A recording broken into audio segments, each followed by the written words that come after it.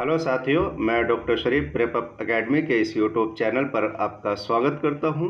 आज हम फिर भारतीय राज्य व्यवस्था एवं संविधान की इस टेस्ट सीरीज का अध्याय 8 सॉल्व करेंगे। यानी आज हम संसद से संबंधित सवालों को हल करेंगे। अगर आप इस चैनल पर नए हैं और आपने अभी तक इस चैनल को सब्सक्राइब नहीं किया है तो पहले आप इस चैनल को सब्सक्राइब कर लें ताकि हर आने वाली वीडियो का नोटिफिकेशन आपको सबसे पहले मिले। चलिए आज की इस टेस्ट सीरीज को शुरू करते हैं। जो अपने कदमों की काबिलियत पर विश्वास रखते हैं वही अक्सर मंजिल पर पहुंचते हैं। यानी जिनको खुद पर भरोसा नहीं होता वो मंजिल को कभी नहीं पाते। अगर आप किसी मंजिल तक पहुंचना चाहते हैं, कोई लक्ष्य है उसको प्राप्त करना चाहते हैं तो पहले खुद पर भरोसा रखिए। अगर आप खुद पर भरोसा रखेंगे तो आप ज़रूर अपनी मंजिल को पालेंगे, अपने मकसद को पालेंगे। चलिए देखते हैं आज का पहला सवाल। भारतीय संविधान में संसदीय शासन व्यवस्था किस देश से ली गई है? ए अमेरिका के संविधान से, बी रूस के संविधान से, सी ब्रिटेन के संविधान से और डी ऑस्ट्रेलिया के संविधान से। जैसे ही स्क्रीन पर सवाल आया करें, आप उसका आंसर अगर जानते हैं तो कमेंट बॉक्स में दे दिया करें। इसका आंसर होगा सी, यानी ब्रिटेन के संविधान से संसदीय शासन व्यवस्था को भारत में लिया गया है।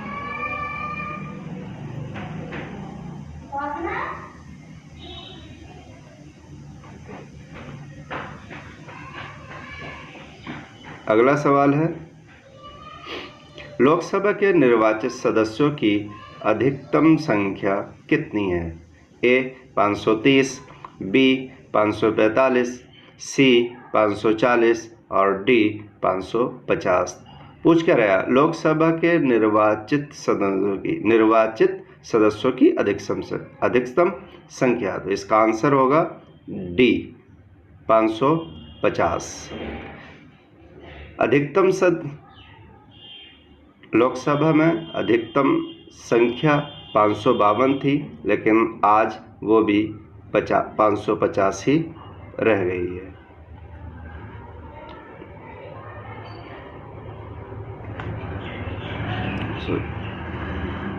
मैं ही हिलजुल रहा हूँ।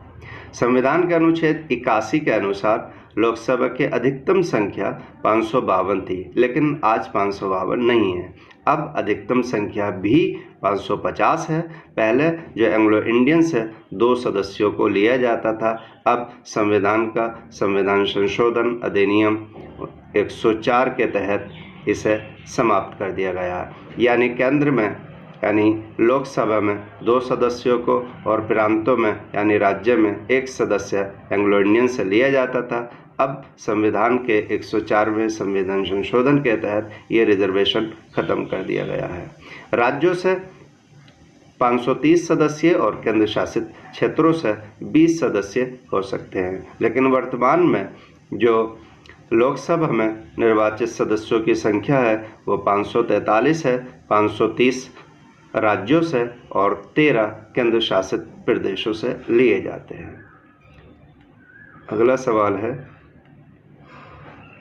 राज्यसभा के सदस्यों का कार्यकाल कितने वर्षों का होता है? ए 3 वर्ष, बी 4 वर्ष, सी 5 वर्ष और डी 6 वर्ष। इसका आंसर होगा डी। बहुत आसान सा सवाल है, बार बार ये एग्जामों में आता है। ग्रुप डी में तो ये सवाल खूब पूछा जाता है। संविधान के अनुच्छेद 83 के अनुसार राज्यसभा एक स्थायी सदन है। दूसरा, इसके सदस्यों का कार्यकाल 6 वर्ष होता है और हर एक 2 साल के बाद में 1/3 सदस्यों को रिटायर होना पड़ता है। यानी हर 2 साल के बाद 1/3 सदस्य निकल जाते हैं और फिर 1/3 सदस्य इसमें शामिल हो जाते हैं। अगला सवाल है, राज्यसभा का गठन किस वर्ष हुआ? ए 1950 में, बी 1951 में, सी 1952 में, डी 1953 में। तो इसका आंसर होगा सी, 1952 में राज्यसभा का गठन हुआ। मई 1952 को राज्यसभा का प्रथम सत्र शुरू होता है और 1954 तक राज्यसभा का जो नाम था वो राज्य परिषद था, लेकिन 1954 के बाद राज्य परिषद का नाम बदलकर राज्यसभा कर दिया गया। राज्यसभा में सदस्यों की अधिकतम संख्या 250 है और वर्तमान में इसकी संख्या 245 है। अगला सवाल है, लोकसभा के अध्यक्ष के वेतन और भत्ते कौन निर्धारित करता है?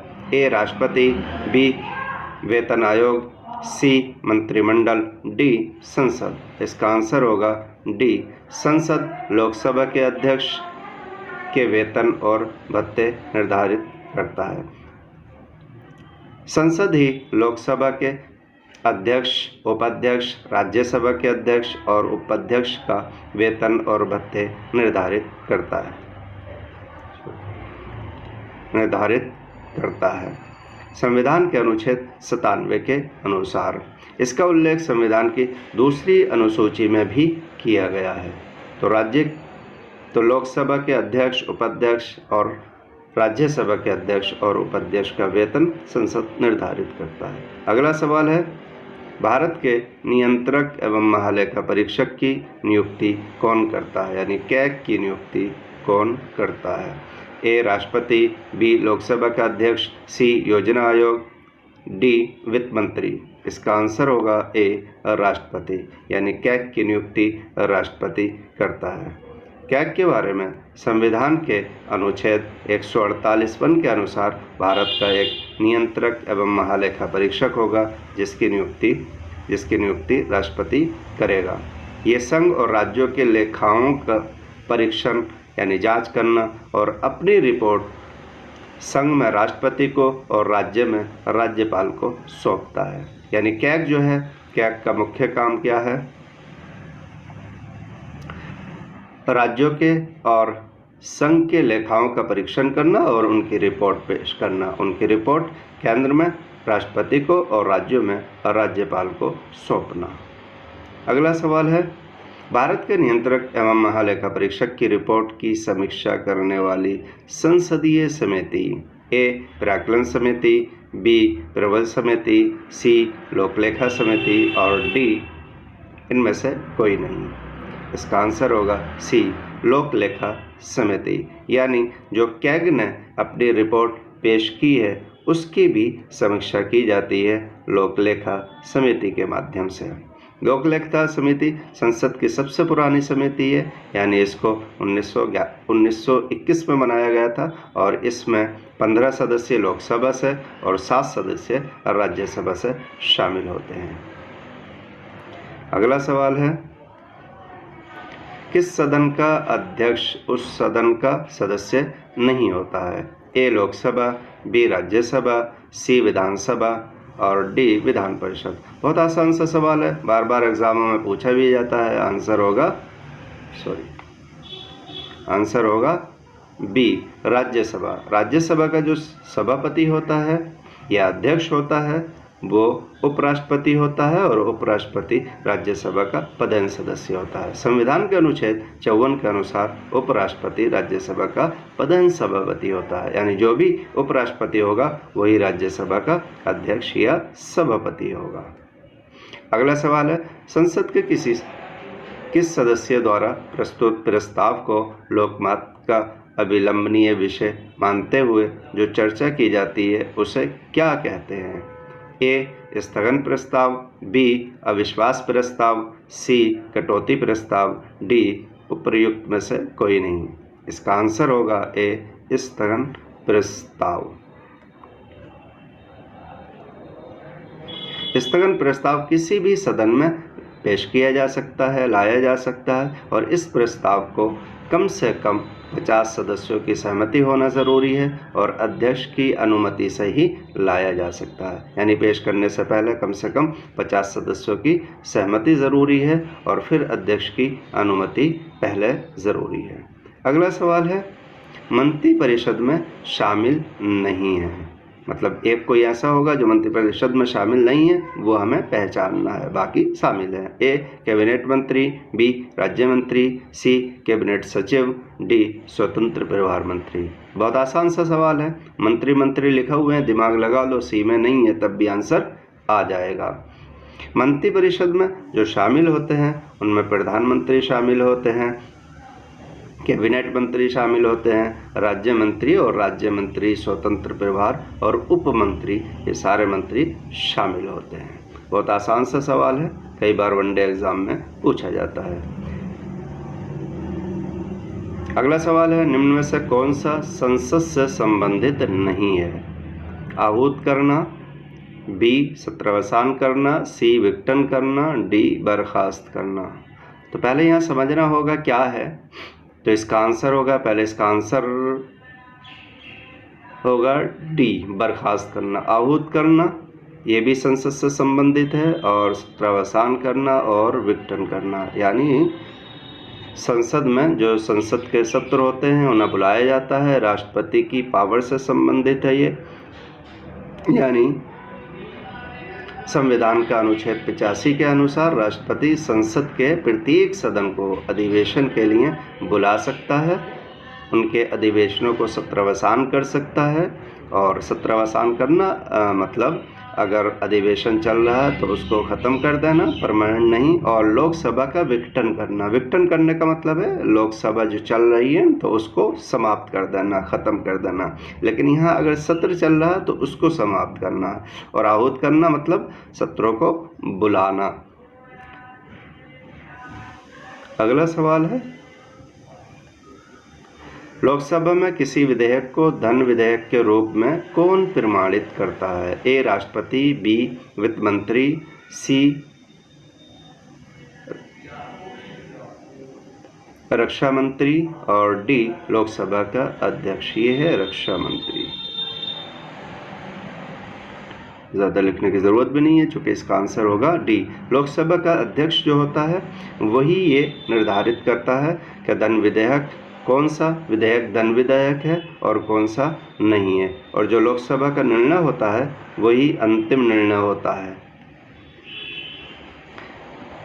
कोई विधेयक धन विधेयक है या नहीं, इसका निर्णय लोकसभा का अध्यक्ष करता है, और लोकसभा के अध्यक्ष का जो निर्णय होता है वो अंतिम निर्णय होता है। धन विधेयक का उल्लेख संविधान के अनुच्छेद 110 में किया गया है, लेकिन संविधान का अनुच्छेद 157 के अनुसार धन विधेयक राष्ट्रपति की अनुशंसा से केवल लोकसभा में ही पेश किया जा सकता है। यानी धन विधेयक होगा तो वो सिर्फ लोकसभा में ही पेश किया जाएगा, और उससे पहले राष्ट्रपति की अनुमति लेना ज़रूरी है। ये संविधान का अनुच्छेद 117(1) कहता है। अगला सवाल है, प्राक्कलन समिति संसद के किस सदन के सदस्यों से गठित की जाती है? संसद के किस